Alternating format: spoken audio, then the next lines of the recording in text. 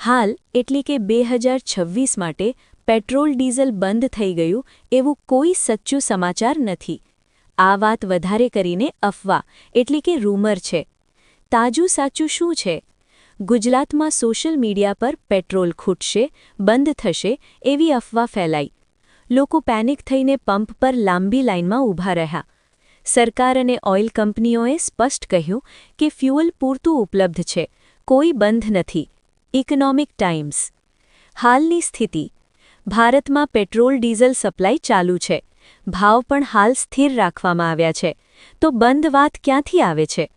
કેટલાક શહેરોમાં જેમ કે દિલ્હીમાં ભવિષ્યમાં પ્રદૂષણ ઘટાડવા માટે નવી પેટ્રોલ ડીઝલ ગાડીઓ પર પ્રતિબંધનો વિચાર.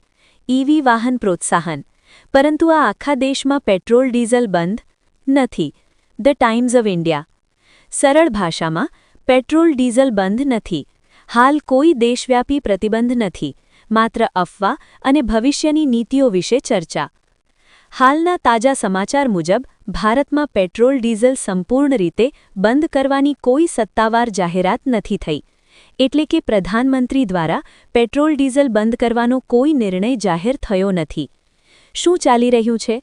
સરકાર ધીમે ધીમે ઈવી વાહનો અને ક્લીન એનર્જી તરફ પ્રોત્સાહન આપી રહી છે.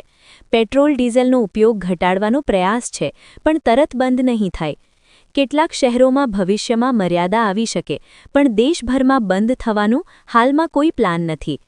કેમ આવી વાતો ફેલાય છે? સોશિયલ મીડિયા પર અફવાઓ ઝડપથી ફેલાય છે. બંધ થશે જેવી હેડલાઇન લોકોનું ધ્યાન ખેંચવા માટે હોય છે.